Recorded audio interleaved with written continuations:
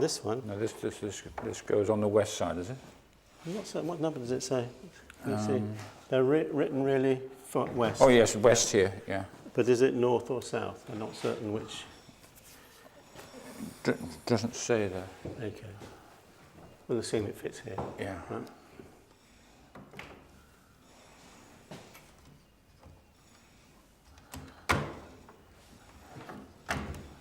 Right.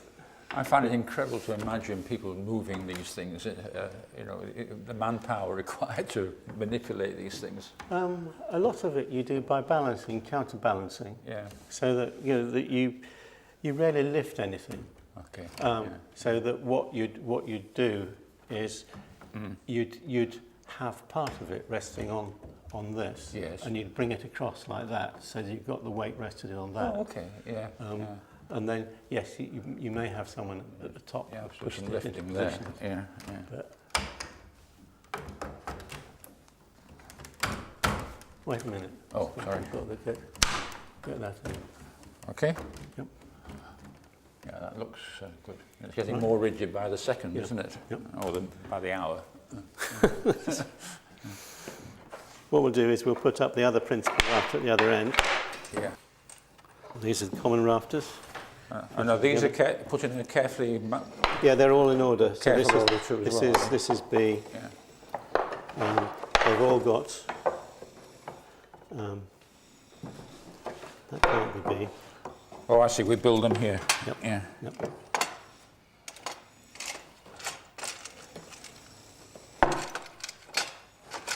And they all have both a collar and a shoelace. Right. What we're going to do later on is to look at this is upside down, so we can do this. We're going to look at a piece of one of the shoelaces at full scale, I hope. Now, they've got to go, that's the right one for that side. Right. No, it's upside down, no numbers on this side, you see, so we've just got to do it like that. Yeah. And there's no pegs on those. Whoops, yeah, so this fits over there. Onto here?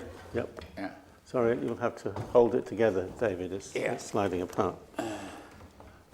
Just trying, I can't see where we're going. That's all right. There we are. Okay, I've got it.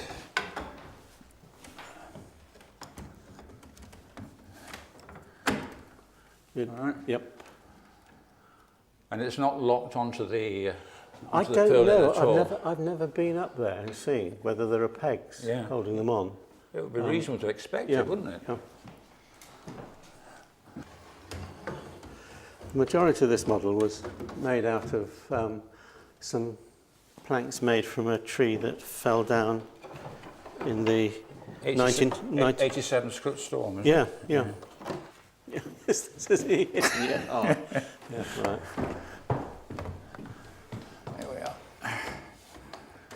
I reckon there's one of the bits that I didn't do, and you'll understand why I didn't do it, is there are little ashlar pieces. Didn't put the ashlars in there, all down which here. we can see up in the roof there, come from here, Mm-hmm. But that scarf joint is correct for that. Yeah. So what joint was that? That's the Scarf joint. That's the scarf for the purlin. Yeah. So we've used scarf joints and mortise and tenon joints throughout the structure, have we? Yeah, and pegs is another. And pegs to support them, yeah.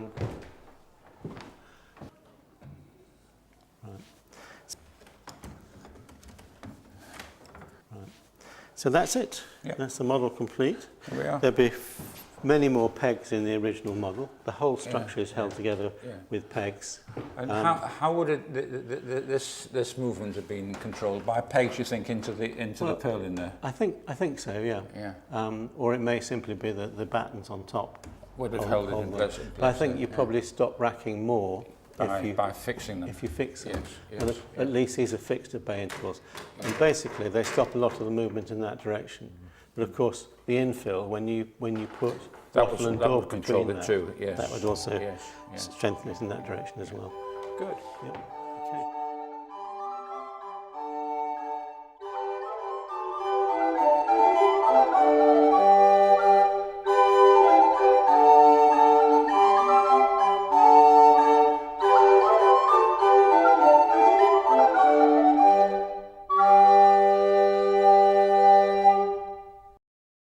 This piece weighs about a quarter of what the studs weighed that were used to build Dragon Hall.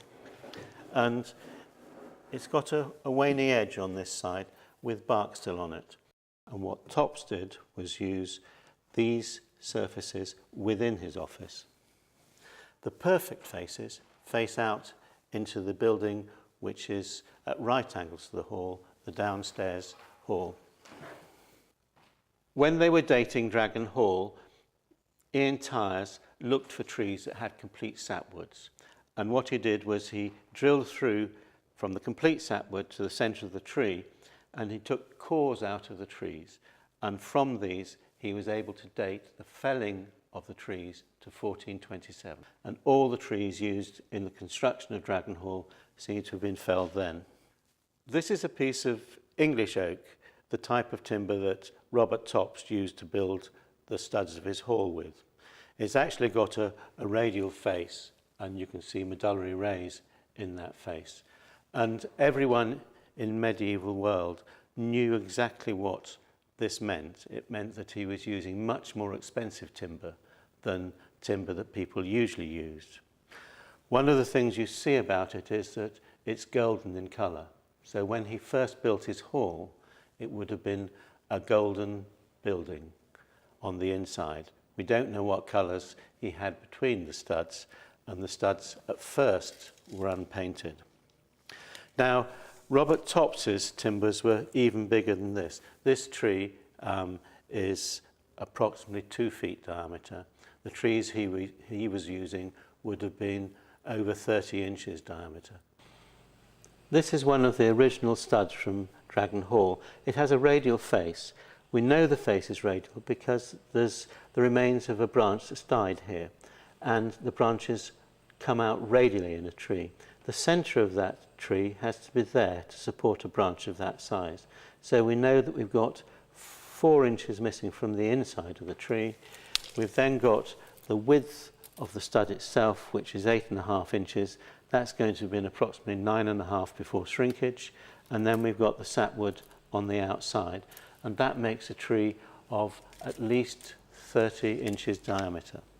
And those trees were not available to the general user of timber in the medieval period. And so it does point to Robert Tops having a rich patron who would allow him to have timber from his estate that was much larger than would be on the general market. Now, I've got here 2 of the shoelaces. These are other timbers that were used in the hall, and these both form part of the roof. They go from the collars that join the rafter pairs down to the inside of the rafter. What's interesting about them is that one's 2.5 inches wide and one's 3 inches wide. And you have this non-standard work in the medieval world, where each piece of timber may be a slightly different size, so all the joints have to be cut uniquely.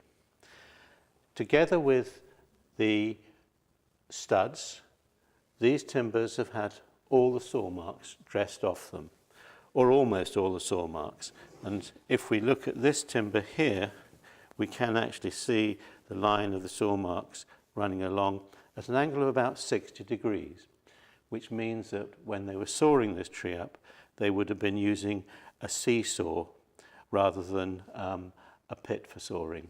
So this would be sawn with a single trestle in the middle of the tree, and as you got to the tipping point, you went down the other way and sawed it like that. So somewhere in this hall, we'll find saw marks going at 2 angles of 60 degrees. So there are saw marks. They've been axe dressed off in most of the timber. So this is what the timber now looks like. It's this dark brown colour, but originally it would be this golden colour with medullary rays. And you can see quite clearly the medullary rays in this area. This is one of the medieval pegs from Dragon Hall, and you can notice it's bent in the middle. One of the reasons for that is that when they drill their holes to fix a mortise and tenon joint, they tend to offset the holes slightly. So when they fix the pieces together, you get a very tight joint. And I've taken a mortise and tenon joint here and sawn it in half. And if you look at this, you can see how the peg I've fitted has been bent in the middle, and it's tightened the joint up as I've fixed it together. The other joint we've got here, as well as a mortise and tenon joint, is a scarf joint, and these are used for joining timbers end to end together. And this scarf joint here is similar to the ones up on the wall plate over there. So that what we've done here is fitted two bits together. I'm going to have to tap them so that they fit tightly and then put pegs in. And then you peg them, and when I peg them together,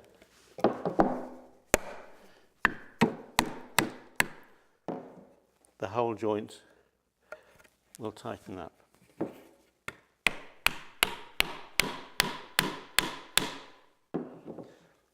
And that's the tightened joint.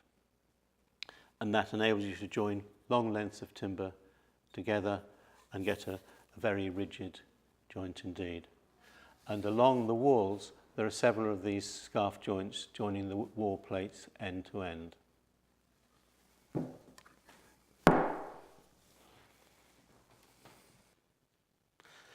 This is one of the bits of another dragon that was in one of the spandrels at Dragon Hall. And all of these pieces that we find in the grooves of the spandrels are Baltic oak, and it's growing at about 1 millimetre a year. And it's a very expensive timber that was used for carving and for fine boards. And this piece is about 10 inches wide and still has bits of the painted carving on it.